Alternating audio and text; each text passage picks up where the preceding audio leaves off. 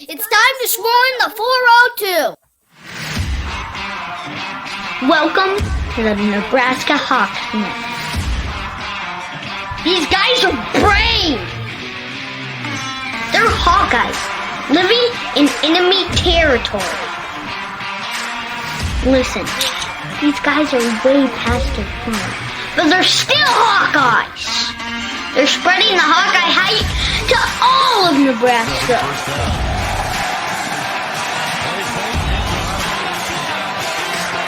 The frost advisory is canceled. Cornhusker? More like corn sucker. Are you ready for this podcast? Let's go Hawks!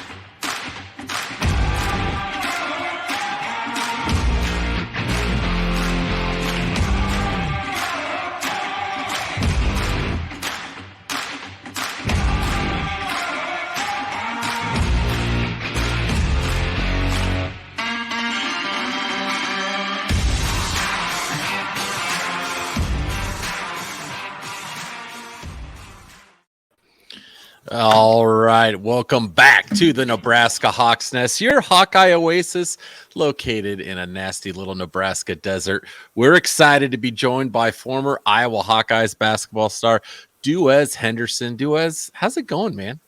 Adam, it is doing well. I'm excited to be on the podcast tonight. Excited to share my stories and excited to be on. Yeah. Jerry, did you hear the echo in the intros? I did. It Okay. had a little Lou Gehrig effect there. I know. Yeah.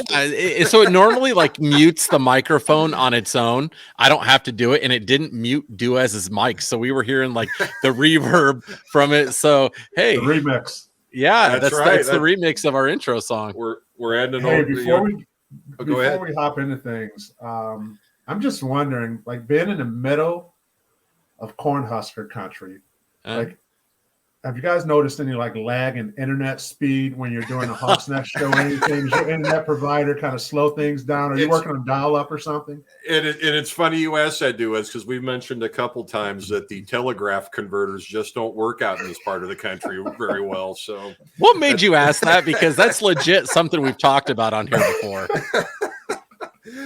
He's probably seen the previous work when Adam's screen freezes wide with his mouth wide open. So we've all been caught in that polls over the last few years. Yeah, well, I'm starting to think that you know a little bit more about us than you let on, because that is absolutely something we joke about and make fun of all the time, is the poor internet quality, especially where I live. I'm kind of out in the country, so not too far out there, but it is not great. We don't have fiber out here like most of the other rest of the modern world, so I'm probably going to be the last guy on the planet that gets it.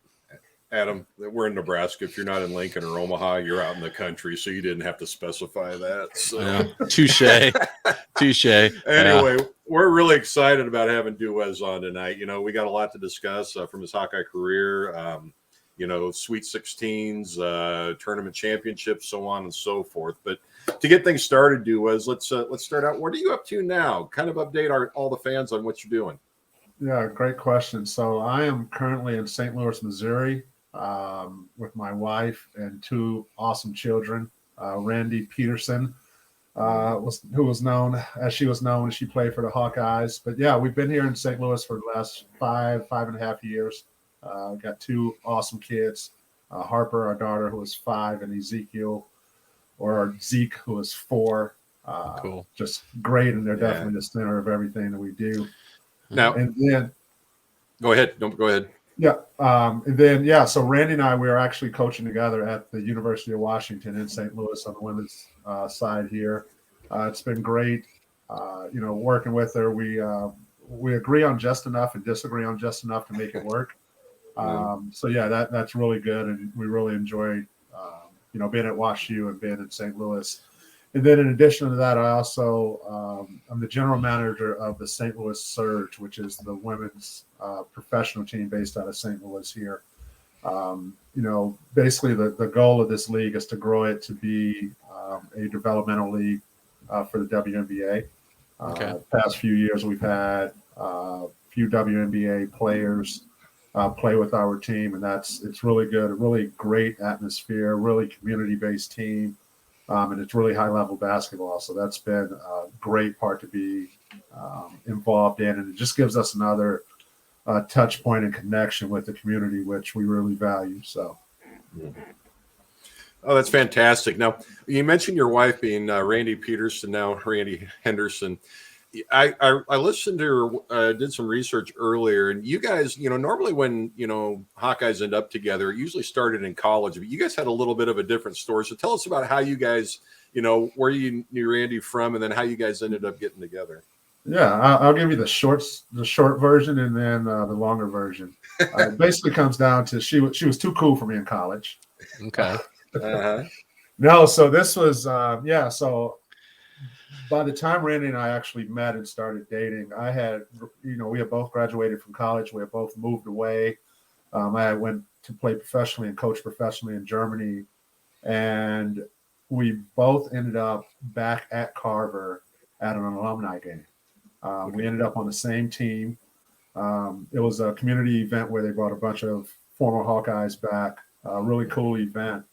And we ran into each other then. We were on the same team. So she likes to joke and say that the only reason I started talking to her is because she was rebounding all of my misses, which may or may not be true. But no, it was awesome. And, we started, I'm not going to say we started dating right away. It took her a while to kind of catch the drift. At the time I was training one of the players that she was recruiting. So it kind of started off like, hey, I'm training Mickey Hanchy, who went to Iowa City High, who's a great still friend of ours. She takes credit for Randy and I being together to this day. But I invited Randy to one of the workouts and basically sat and talked to Randy the entire time. Then I went up to Cole College to watch a couple of her practices. She thought I was just like this huge basketball nut, which I am. But she didn't understand that I was more interested in the coach than watching our team practice. So, we, like I said, we started dating around that time. We dated for about a year. We were engaged. After about a year, and we were married 18 months later. So. Okay. Yeah. So just real quick, though, I think part of the story went, though, when you first made contact with her after that alumni game, you did it by email, I believe, wasn't it, from what I read? Oh, yeah. Planet Cool. I think at some point, this is the way it went. So the initial contact, the night of the game, I went home and I shot her an email. Yeah. I think she shot me an email back. Then I think the next email, I put my phone number at the bottom. Right, still Planet Cool. You can't go in too hard right away. Her reply had her phone number at the bottom of it. So we're basically at this point we're behaving like two seventh graders who like each other. Yeah. But it turns out we ended up we went on a few dates, and at the end of one of our dates, I go, "Hey, I think Zeke, bring him in. Happens all the time. Come on in, man. Hey. Who we got here? Hi. Hey. What's your name? Zeke. Zeke? That's a cool name. How do you spell that? Z-E-K-E. Nice. Yeah. What kind of fans do you think they are? You see what they have on? No. What kind of hat is that? I don't know. What? Can you say go Hawks? Go Hawks. Yeah. So Zeke, here's my cat that's trying to help with the interview right now. So you want to say hi to Marble? Hi. Hey, Zeke, where does Caitlin Clark shoot it from? Way downtown. Way downtown. I love it. This is awesome. Zeke, what grade are you in, buddy? Do you go to school? Yes. Are you in kindergarten? No. He's a preschooler here. Oh, Pre-K. Okay. Oh, charismatic one at that. You probably got all everybody tied around your finger, don't you? Oh yeah. Yeah. You want to go to Go Hawks? Go Hawks! Awesome. Nice to meet you, young man. That was awesome. So for those of you guys that are listening on the podcast, that's Duez's son Zeke. That was awesome. That Zeke, is sorry guys. Zeke, can you please close the door? he just walked off like, no. Bye, Zeke. That was almost reminiscent of my house right there. Yeah, That's awesome. the way it goes. Did you say something, Dad? See, this is a family-friendly show, All right. and we love stuff like that. That's great. No, we would say that's honestly that was like great because that was the first kid, and I think, and then, that was what a great entrance for the kids. So that was an awesome premiere for having a kid on one of the shows. There you go. But anyway, so going back then, Duez, we're talking about your wife and how you met her, and then also you touched on the GWBA. And you talked about it as, tell us a little bit more about that. I mean, there's about 4 teams and it's a development. And, how did that come about for you? How did you, where it's something like that early in development, how did that come about as far as making contact with you and becoming a general manager? Yeah, so it was very interesting when Randy got the job at WashU and we came on our visit here.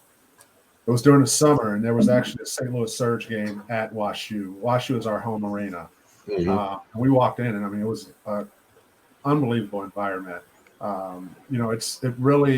It feels like it's professional basketball from an entertainment standpoint, not only on the floor with the players and the level of play, but also, everything that goes on, from halftime shows to music to live DJ being in the arena, which just adds to that professional type atmosphere. So.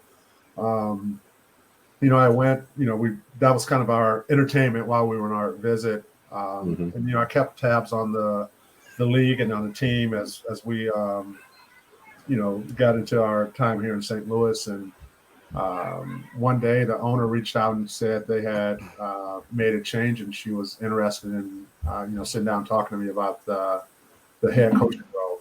So I did that. My first summer would have been in 19. As you said, the league has 4 teams right now. There were really big plans to ramp it up to 8 to 12 teams in 2020. And just as we're getting ramped up, that's when COVID hit, slowed everything down. We did a really good job that summer staying involved in the community as much as we could, keeping our name, keeping the brand out there. And then last summer of 21, we came back and we played in a shortened COVID season, and made it to the championship game. Great time. And then at the end of last year, got a little bit out of order there. Before the 21 season, we had sat down and I have a really strong business background from running my own companies and that deal. And at the time, the owner of our team was transitioning into a role with this new St. Louis MLS team. And she was in need of someone to step in and be able to handle some of the day-to-day operations and be kind of that forefront. And that's when she asked me to. So basically for a little bit over a year, I served as head coach and GM. And, we both sat down at the end of last season and said, hey, I think I probably have more to add, more value to bring, being in the front office, operating as a GM. So I transitioned out of the head coach role and solely into the GM role right now. How do you have any time in your life to do anything when you're an assistant coach, you're working for the Surge? I mean, do you have any spare time at all in your life? Very little, and if I do, I have a golf club in my hand because I'm trying to get done. There we go. Now you're speaking my language. No, Adam, it's interesting you asked that, and this brings me, to the thought about like how I'm able to make it all work, right? Like hands in a lot of different pieces, 2 young ones at home.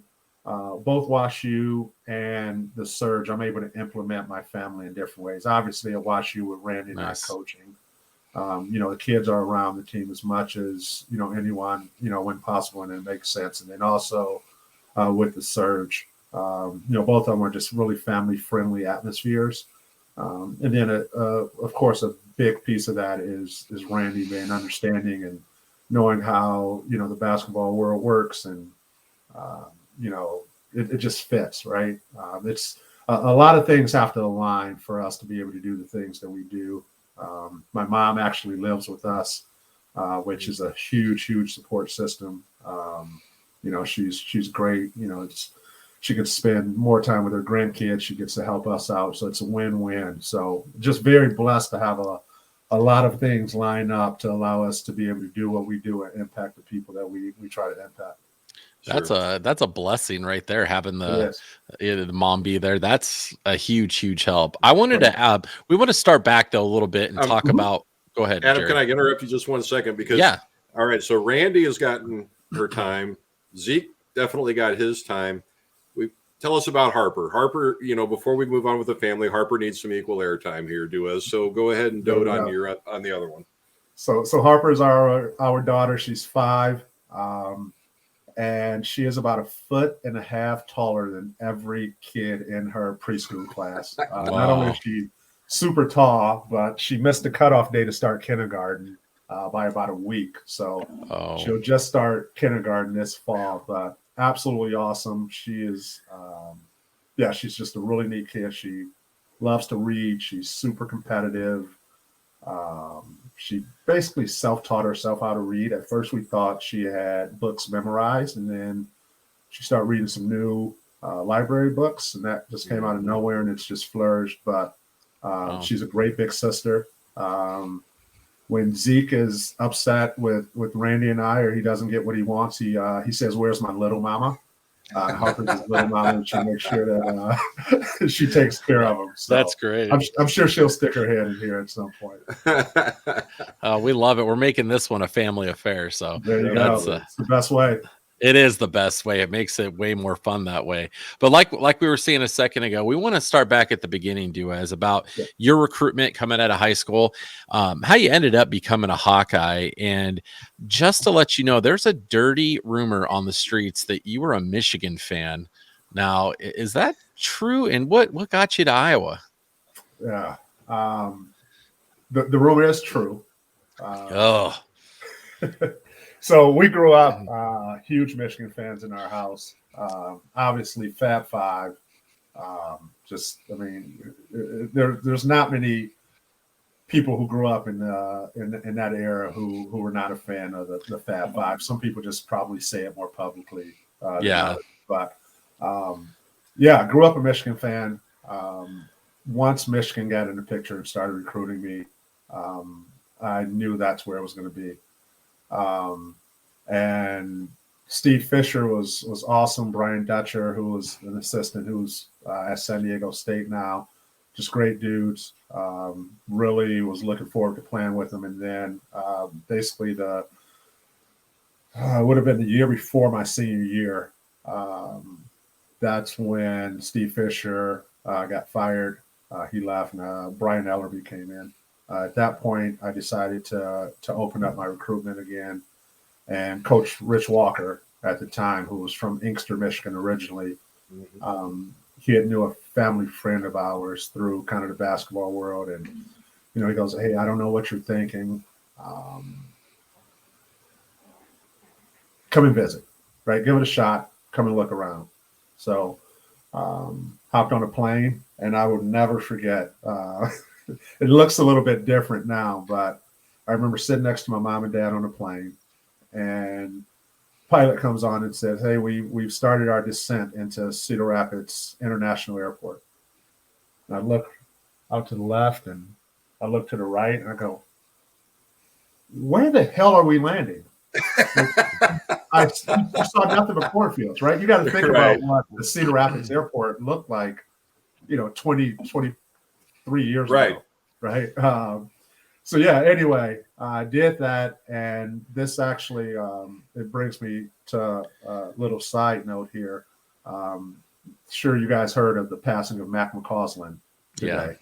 Yeah. So Mac he had the voice of the Hawkeye newspaper / magazine, and I remember, basically as soon as I walked in the Carver, he was one of the first people I talked to, and just absolutely awesome guy. He did a great story that my parents still have, folded up and everything. So definitely want to just, send my condolences to Kent and the McCausland family. Iowa Hawkeye faithfuls definitely lost a big piece of that today. So Absolutely.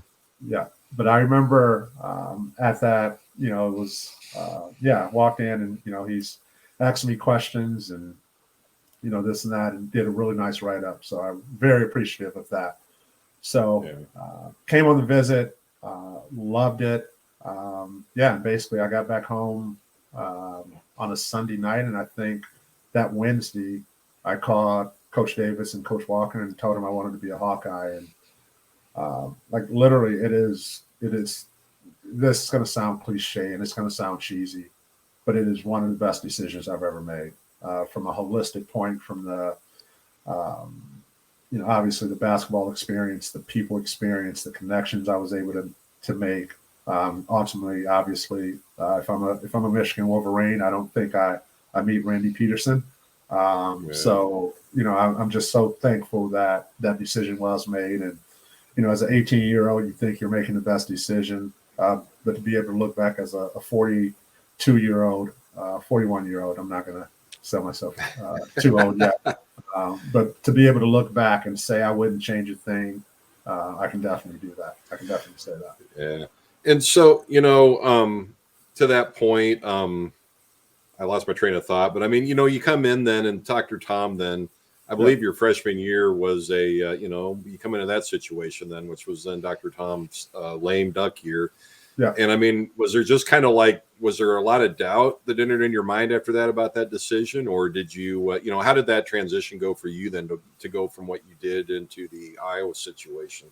Yeah, it was really surreal, right? So you think about it, go through the thing with Fisher leaving Michigan and then find a place that I love. And I think it was probably 2 months after, that's when they announced that, Dr. Tom wasn't coming back. And I thought about, what that would mean, what that would look like if I decommitted and that. But I said, hey, this is where I want to be.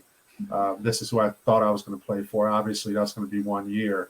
And then, we'll see what happens from there. So, coming in, it was great. Like again, it's things you look back on and realize, the blessing or the great things that came out of it. Right. I was able to, with Alford coming in, I was able to see two totally different approaches of different coaches. And, it was a blessing, right? Because it's helped me in my training, the way I train players. It's helped me in the way I coach as a player, I coach as a coach now. So definitely not the way you draw it up, but, again, it's, life is what you make of the situation that's handed to you. You put your head down, you do everything you possibly can to make the situation as best as possible. And with that said, there were some tough times there, right? I haven't, I don't know how many people know this, but I think it was probably 6 or 7 games into my sophomore year. I went in office and told him I was transferring. I was done. Really? Yeah, I did. I didn't know that. Yeah, not a lot of people do. It's not a secret, but it doesn't come up a ton. But it was a situation where I didn't think I was playing as much as I should have. I didn't think I had the role that I should have, and he set me down. I mean, he listened to me. I had just about made my mind up. My parents didn't necessarily, tell me I should do it or I shouldn't do it. They just said, hey, it's your choice. Make sure you evaluate, hey, pros, cons, what it looks like, what changes it's going to, entail, and then make your best decision. So, yeah, I went in and I talked with him, and, he was open to listening, and he understood and listened to my point of view. And he also told me some things that I wasn't doing that I could have done better, or, that he needed from me that I wasn't giving, and that kind of deal. And again, right, like you just think about these roads you come to in your life where decisions are made, right? Like if I leave, who knows what happens, but I stayed and, I built up a lot of resolve, built up, a little bit more grit, a little bit more fight. I had to fight through things. And, at the same time, right, like, again, this is something I think about as a coach now that I probably didn't see or understand as a 19 or 20-year-old. He was 32, 33 years old, coming from, Southwest Missouri State, he's got to put his stamp on the program. He's got to go and find players that he wants that fits his system and his role. So I didn't fault him for that in any way. It was me simply making a decision to change my approach and change my perspective. And I put my head down. I worked to get better, and I would say I had a great 3 years under him. Sure. So Duez, on that note, real quick, I'm sorry, Adam, I interrupted you, but That's all right. we just recently interviewed Gary Wright, Sir Jam-a-Lot. He played for Iowa. And he started under Raveling, and then he was under Tom. And he told a story about how B.J. Armstrong actually had been talking strongly about transferring, because under George Raveling, he didn't feel like he was getting the playing time that he should. But George had a process that you had to follow, and the older guys played more than the younger guys type thing. Mm-hmm. But once Dr. Tom got there, he was a player's coach, and you play your style, and it was a different feeling that kept BJ. Was that kind of something similar to you then? Was it Dr. Tom's style, and then when Steve came in, it was a different style, and it was hard to understand, or I guess, does that enter into it as far as Dr. Tom being a player own style type coach?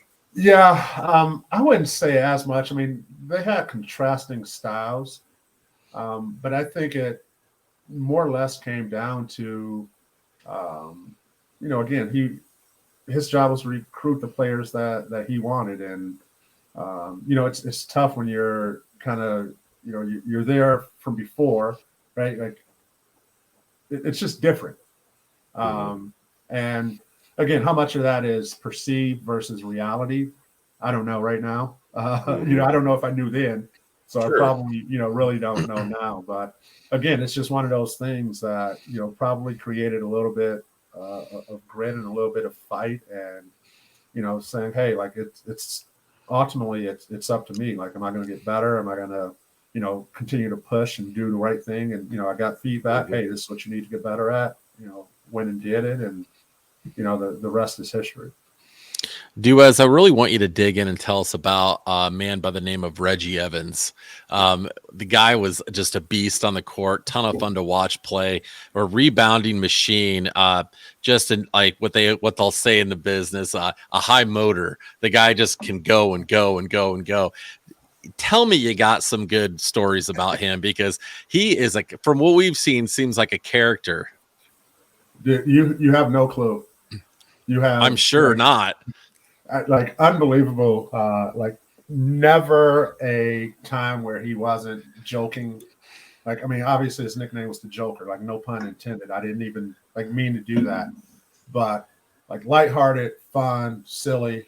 I remember. So Reggie and I were actually roommates. Really? Still, really good friends, and like, you talking about just a shock. I mean, from Pensacola, Florida, to Iowa City in the middle of the winter. Like, I think the only thing that got Reggie through the 2 years at Iowa was, like, he had an unlimited, like, supply of Skittles. Okay. Like Marshawn Lynch. Dude, yeah. Like, legit. Like, I don't know what it was or where it came from, but like, whether he was happy about a big win, 3 packs of Skittles. Okay. Ticked off about a bad loss, bad game, 3 pack of Skittles. It's colder than he wants outside, 3 packs of Skittles. It was hilarious. And then he also, I'm a butcher. I'm not a car guy at all, but he had an older model, like 2-door powder blue Cadillac that probably had 600,000 miles on it. And trying to see this dude from Pensacola, Florida, drive through Iowa City in the dead of winter in this car was definitely something that more people should have seen. I mean, it's no question right now. It'll be a reality show right now with all the different media outlets and NILs right now. He would have had his own reality show. And it would have been like Skittles and old school caddies. He would have had an NIL deal with Skittles then. Oh yeah, for sure. Well, whenever I think of Reggie, I always think about how I never probably ever would have wanted to do a loose ball or rebounding drill against him, because you guys take some pretty good lumps in practice trying to trying to go after the ball when you were going against him? We had a rebounding drill. It was called Rodman. Uh-huh. It was I'm gonna give you the Cliff Notes version. Uh-huh. 4 guys on offense starting outside of the paint, 4 guys or outside of the 3-point line, 4 guys starting inside of the 3-point line. Shot goes up from a coach, and the first team to get 8 total rebounds is the winner. No out of bounds, basically no fouls. And it was basically like you just hoped you were on Reggie's team. Like, just an absolute monster. I mean, and it was nothing malicious. It was nothing like intentional, but dude, he was just an absolute worker. Dude, he was fun to play against. He was fun to play with. Like we all felt we had a break come game day because we knew we were going to be in the same colored jersey as him. Oh, any ridiculous stories from him? Like anything you look back on and you're like, man, like I can't believe he did that or that happened. Because I'm sorry, there's certain people out in the world that you interact with and you see and you're like, okay, that guy's gotta like have some great stories, and he's one of them. He just, again, like I don't know if it's the Skittles connection, kind of like Marshawn Lynch is like such an interesting guy. I could listen to him talk all day. The same what with he's going to say. exactly, and I feel like Reggie's kind of like that too, where it's just he's such an interesting dude. He's so unique.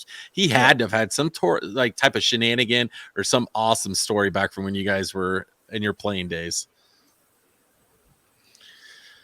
It's hard getting put on the spot like that. I know. And then trying to think if you can actually tell it on air. Or... Yeah. Oh yeah, definitely. We're trying to see how much we can censor this and still get the point of it across. Keep it PG-13. Yeah. Well, one story. We're playing at Michigan. This would have been our junior year. We're playing at Michigan. I remember walking into Chrysler Arena and Reggie like walking up to me with this serious look on his face, which he's like never serious. And he goes, "Hey, you got an extra pair of shoes?" I go, "What?" I go, "No." I go, "How did you leave them at the hotel?" He goes, "I didn't leave them at the hotel." I said, "Well, where are they?" He goes, "Dude, I think they're in my locker room or in the locker room." So I was like, "What?" Like, we got here like the night before and we're walking in a shoot around and you're telling me right now you don't have any shoes.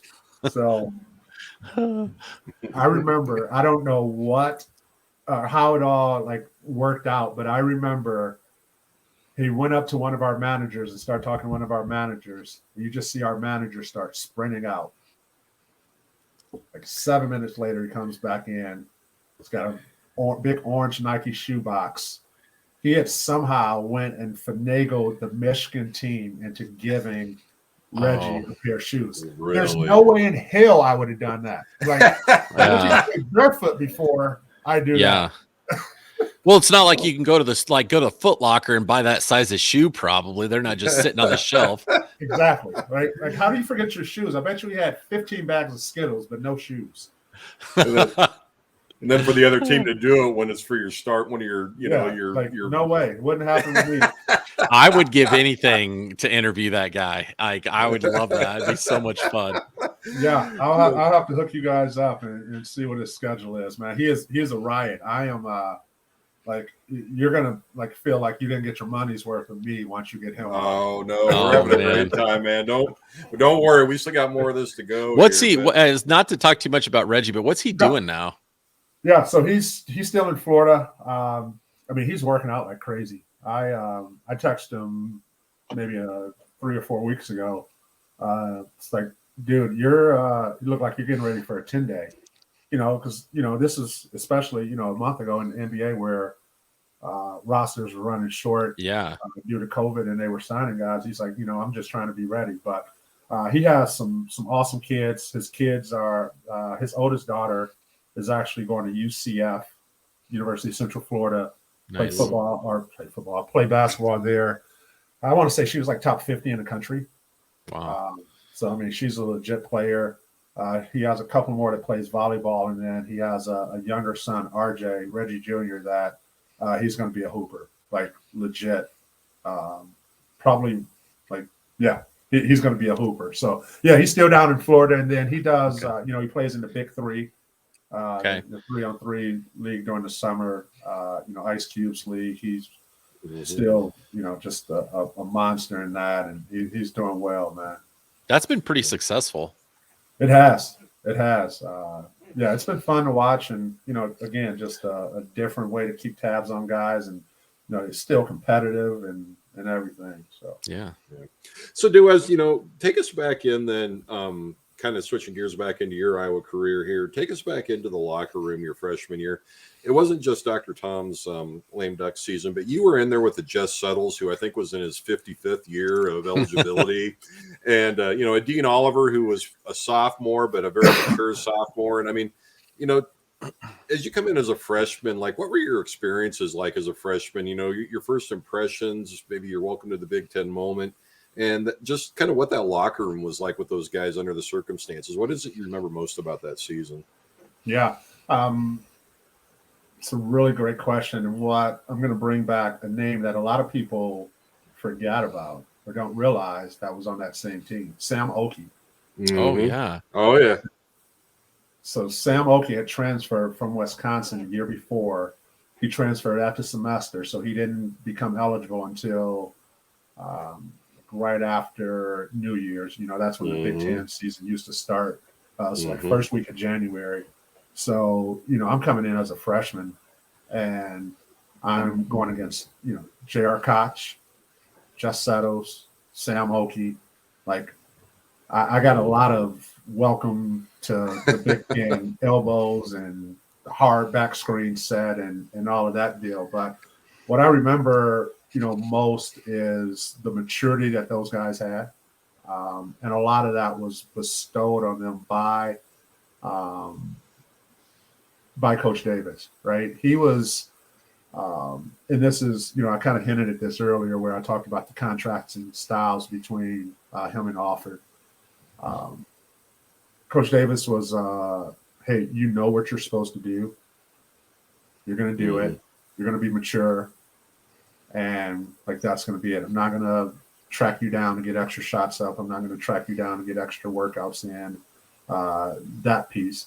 And being able to come in, with that group of seniors that year, which was, Jason Bauer, J.R. Koch, Kent McCausland, Settles, Okey, like all those guys. So it was just like a really mature place, but still like super helpful and, all of that, but just like super competitive. I remember like my freshman year, like during practices, like there's no rotation in practice. There's no assistant coach making sure that you get the reps in. And I just remember like my first week of practice, like trying to sub in multiple times. I was like, JR, I got you. He's like, no. Jess, I got you. Come. No. And then like, you just eventually like you figure out. Like, shit, I stood here for 45 minutes. If I don't say yes, I'm not going to practice today. Yeah. Right? And just that. And it wasn't anything malicious. It was like, hey, dude, this is like my senior year. Like you'll get the reps when you need to or whatever. Right. So I just remember there been a ton of maturity, around, the locker room, and it was great. And it was good to be able to learn, from those guys. Because, you look at the next year, we were super young. Yeah. And also speaking of Jess, you say 55th year jokingly. Jess's freshman year, I was in 8th grade. Oh, wow.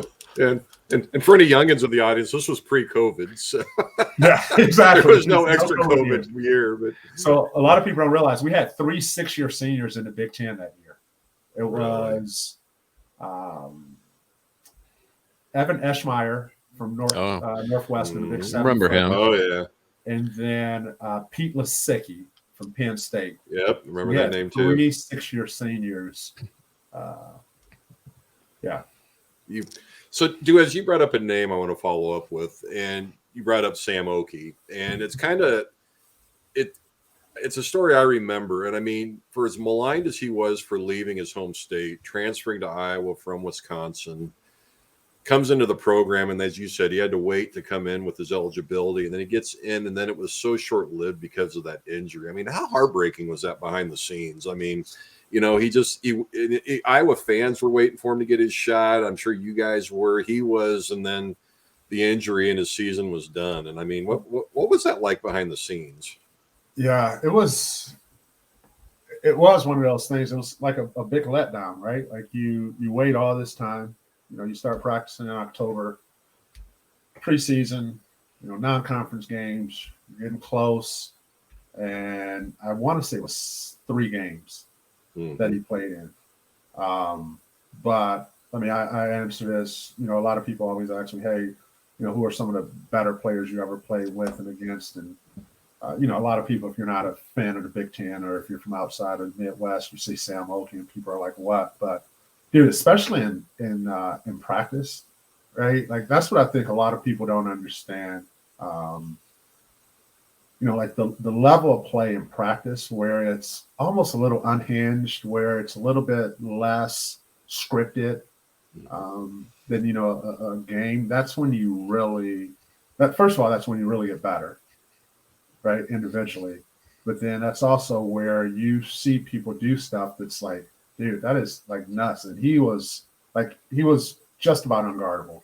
And yeah, I think it was 3 games, if that, that he played in, you know, in the Big Ten that year. And you look at that, at our team that year, you know, ended up going to the Sweet 16, which I have a just absolutely hilarious story about Coach Davis and that deal. But, you know, you look at J.R. Koch, Jess Settles, Kim McCausland, Dean Oliver, Sam Okey in that mix. And it's like, that's a pretty solid squad. So, but yeah, no, it was tough, man, because like you said, everyone was kind of holding their breath waiting, and then you get a glimpse of it, and then just like that, it's over. Yeah. So real quick then, and you know, we'll move on, but how bad was Jess Settle's back? I mean, we always kept hearing about his back problems, and it kept him out for such a long time. And, you know, I think it's pretty well known he came back because it was Dr. Tom's. But I mean, how bad behind the scenes was Jess's back condition that senior year that he came back? Yeah, it was bad. He was smart with it. Coach Davis was smart in what he did, you know, between games, which was very limited. Athletic training staff was really good, but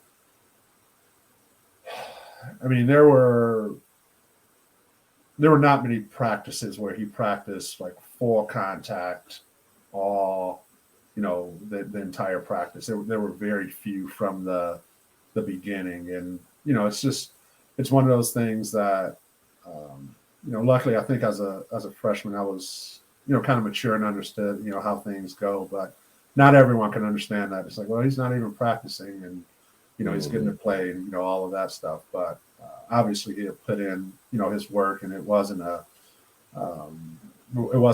issue of him not wanting to, or you know, Coach Davis just giving him time off, like for him to be able to compete, for him to have any chance of competing. That was the only way it was going to work. So, I mean, super gutsy. Yeah, just, I mean, it was a warrior, but it was pretty bad. Okay. So I've got a little quick question then on that team before we move on. And you said you've got a funny story, but all right. I've always felt like that season should have a movie made after it. You know, we've made movies about all these other sports things, and all these guys coming back to Dr. Tom to be with him for his final year, you know, and they get to the Sweet 16 run. Who's playing Duez Henderson in the movie about Dr. Tom's final season?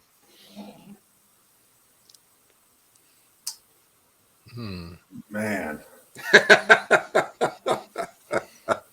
A young freshman Duez Henderson. Who's playing that role? I'm going Will Smith. You're going Will Smith? All right. Yeah. Okay. I think, you know, obviously the acting pedigree is there. He looks like he's like, you know, he would be formidable as a hooper. There you go. You know? All right. I can see that. Well, you know, and if you need a stunt double, Quinn Early did some stunt double work for him back in the day when we interviewed him. So there you go. We got you set up, man. I didn't know that. Just get him signed up. So cool. So I wanted to really go over that Big Ten tournament run. Jerry, that was 2001, correct? Yeah. Duez probably better one to ask. I think it is. 2001. I just wanted to make sure I had the year right. That was a pretty epic run in the tournament. I mean, that was just an absolute blast watching you guys run through that tournament. Walk us through how you guys really dug, scratch and clawed through that Big Ten tournament and what it was like throughout all those games, because that's one that Hawkeye fans will always remember. Yeah. So Google can probably prove me wrong or tell me if I'm wrong here, but I believe we were 14 and 15 going into the Big Ten tournament. And our thought process is, no one sits down at the beginning of the year and say, hey, let's get to the NIT. Yeah. But our thought process at that point was, hey, let's get one win for sure. Let's be eligible for an NIT. We'll get to play, another week or two and, see what happens. So that was thought process going in. Not where anyone wants to be, but it is what it is at that point. Northwestern, first game, I think. Mm-hmm. Yep. Played Northwestern, pretty evenly matched, game. We get that one. Then there was an upset that got us Ohio State, wasn't it? Jeez, I'm losing it because I get the 2 years mixed up because we just about did, well, we'll figure it out anyway, right now. We got it. But anyway, continue on. Go ahead. Yep. So we get that one, and then from that point on, like those next 3 days, next 3 games. The biggest thing I remember is it just being like literally Groundhog's Day, right? Like you went to the same restaurant, you got the same post-game meal, you did the same recovery stuff, you watched film at the same time, and then you got up the next morning, right? Like the exact same thing. And just an unbelievable like run, right? You look at it. Like, I don't know if we hadn't won 4 games in a row probably since November of that year. And to be able to do it with our backs against the wall, just an unbelievable run. Jeez, Right? it was, it's not, I'll never forget either. And wow, that was by far, I would say in my opinion, one of the best runs in, Iowa Big Ten tournament history, one of our most favorite and most memorable. Duez, I want to go into a little bit about your professional career. It was in Germany. You played about 4 or 5 years over there.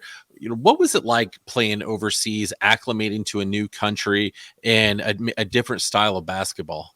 Yeah. My welcome to European basketball, my original contract that I signed was with the team in Belgium. And I go and I'm probably 3 days into the country. And we have, an exhibition game. Probably one of the worst halves of basketball I ever played. And then I notice that every time I catch the ball, I hear their coaches, their bench, the opposing team's bench coaches yelling like the same thing over and over again. I don't know what it is, but I can tell like it's the same thing. So go in the locker room, sitting in the locker room at halftime and I'm talking to my own teammates. I'm like, what the hell are they saying? He goes, nothing, don't worry about it. I go, no, like, what are they saying? He goes, let the Americans shoot. Let the Americans shoot. No. So that was my kind of welcome to European. It was not a great showing, but luckily my career it went up from there. I don't know if it could have went much further down, but really a great experience. Right, I divided up into 2 pieces. The basketball part of it, I got paid to do something that I love. I got paid to see the country, to travel the world rather.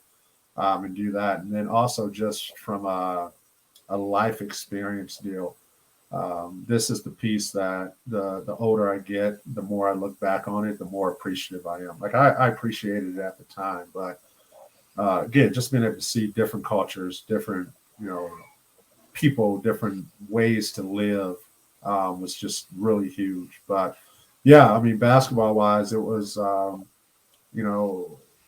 obviously at Iowa, I had my role. I was an energy guy, usually guarded other team's best player, took a ton of pride in that. And if you look at it, I basically played with four guys who played at least sometime in the NBA. I mean, you do the math, you start looking at the numbers. There's just not a lot of shots and opportunities offensively.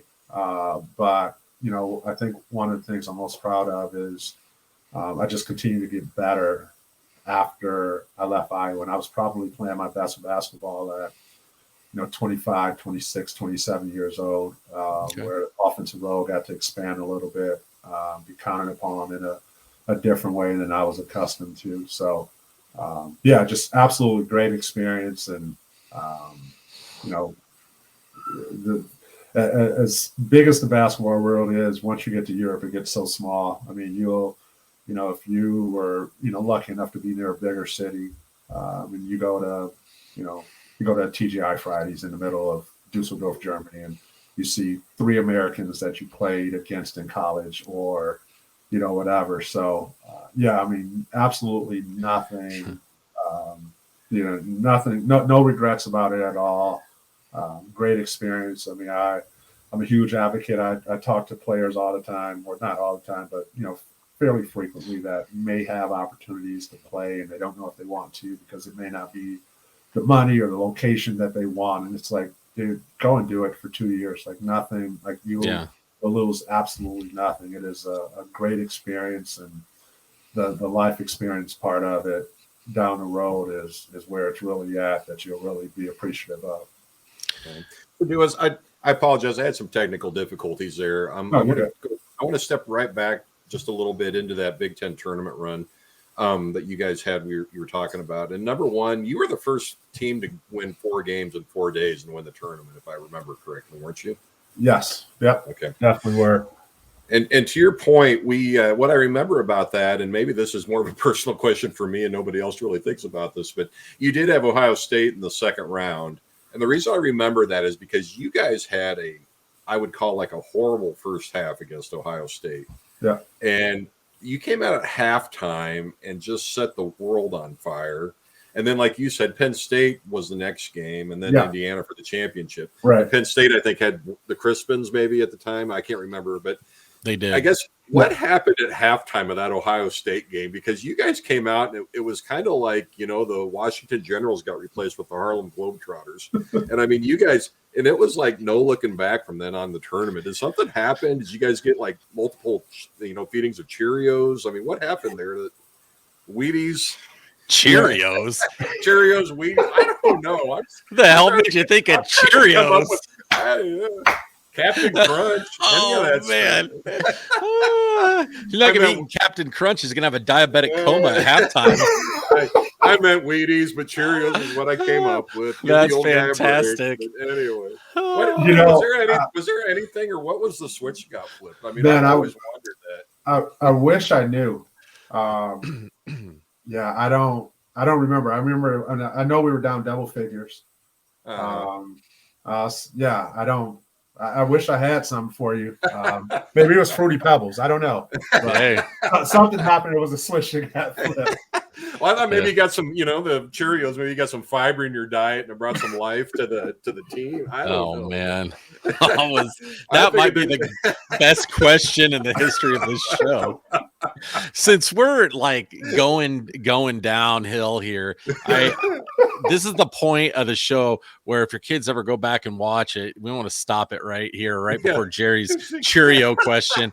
But if I gotta watches it, you might want to just end it after his appearance. I've always said if I ever get a chance to talk to Duez Henderson, I'm going to tell him the story, and I absolutely have to tell you this. Okay, it's the most ridiculous thing ever.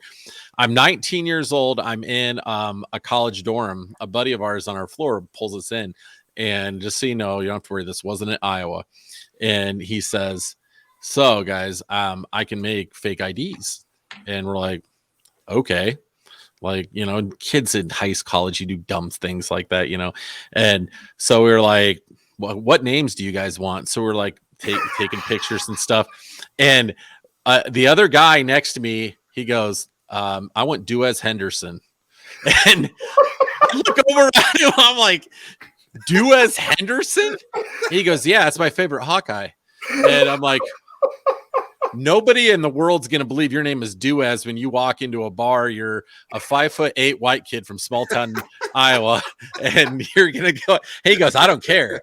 And and so like we used to joke around all the time whenever we'd go out, we'd call him Duez, like just joking around. And he was like, yeah, man, that's my guy. That's my player. Like, so I always had to tell you that story. I've been holding on to that story for like 20 years. Adam, that is absolutely hilarious. If there's any proof, not that I don't believe you, but if there's a picture of this 5'8" white kid, like Duez Henderson, I would frame that. Okay. I'll have to see if he still has it. I mean, I'm doubting that he did, but this kid was a diehard Iowa basketball fan, as was I, and he just said it without like he knew. He was like, he asked me, he goes, Duez Henderson. And I look over at him like, wait, what?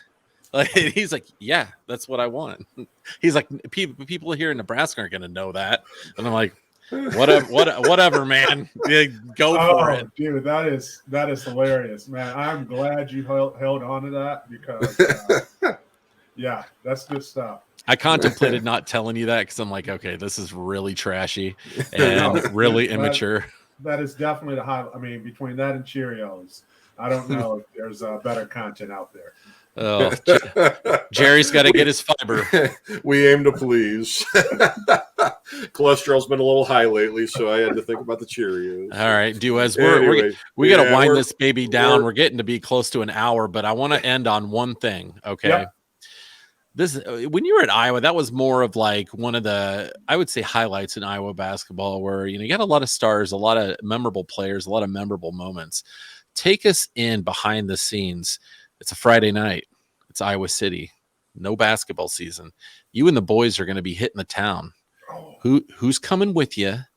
What are you going to be doing? Okay. And then what are top 2 or 3 songs you guys are going to be listening to when you're out and about for the night? Bring us in. Paint us a picture. I'm going to steal one from my boy Jalen Rose coming on the podcast. What is it? Taking you behind the curtain, huh? Yep. I want to hear it. Friday night. Is this like, because the social scene changed a lot from freshman year. Not that I attended any of those 21 and up establishments as a 19-year-old. Of course not. Of course not. Are we talking like freshman, senior, like whatever stands out? The one that comes to mind first. When you're thinking about the good times in college, and one of those groups that comes to mind with some teammates, and you guys are out. Where are you going? You're having a good time. What are you guys, maybe having to drink? What are we doing? What's playing on the stereo that night? Yep. In the compact disc player. Yeah, it definitely was. CDs at the time. It was definitely either like Nelly. Okay. It's like Hot in Here. It just came out. Country Grammar. Okay. Anything DMX. Or Jay-Z. Would it in the Blueprint? The Blueprint or maybe the Black Album. Okay.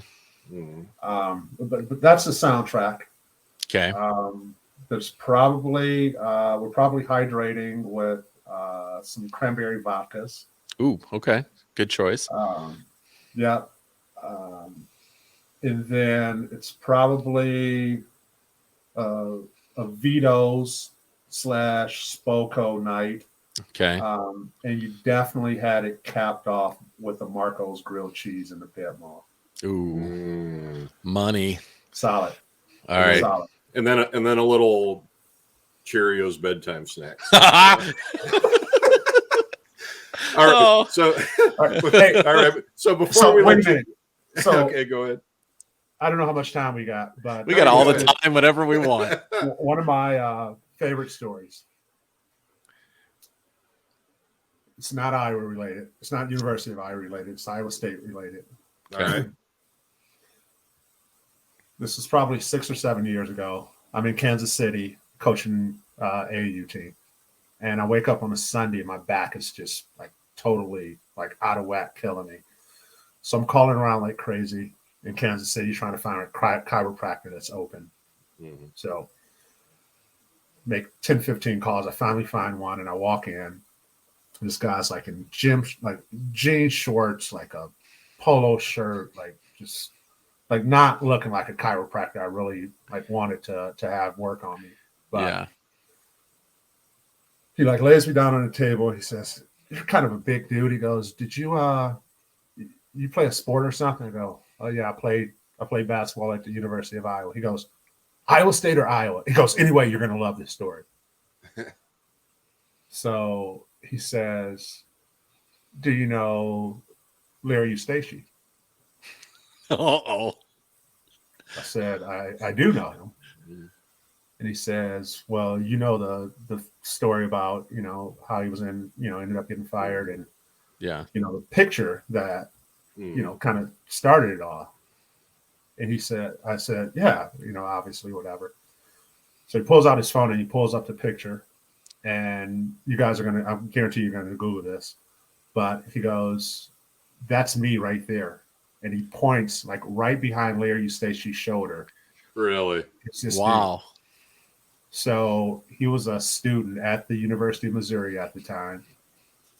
Basically came home from after hours or from working at a bar. And all of that stuff went down in his apartment.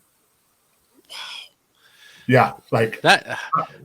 I thought those pictures were fake when those came out. I'm like, there's no way that he's going to go to a party like that on campus, because I always heard he would drive himself. And a lot of times I heard he had a motorcycle he would drive, but then when it got too cold, he would go on his own.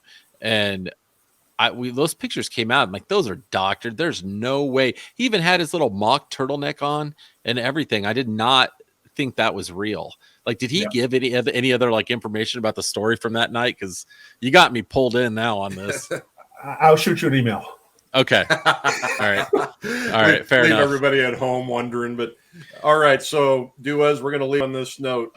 It's a yes or no answer. Do you have a single stitch of Michigan gear in the house right now? Ooh. No. Yeah, go Hawks, all right, baby. There we go. That's the way to end an interview. All right. You got converted. All right. Duez, that was a lot of fun. We were only wanting this to be about 35 minutes, and like we got so pulled in. It was like such good stories, and we appreciate your time. I appreciate you guys, man. This is awesome. Appreciate you guys just engaging with Hawkeye fans and giving them something to look forward to. It was just cool, really, for me to see and hear you guys' perspective and hear questions from the outside in and really, really challenge me to think through some stuff. Anytime you want to come visit, we'll send the covered wagon down to pick you up at the airport. So I love it. Make sure you keep that Ethernet plugged in over there. There you go. Oh, we'll try, man. It's tough. All right, Duez, thanks a lot, man. We appreciate it. Awesome. Appreciate you guys. Go Hawks. All right, go Hawks. See ya.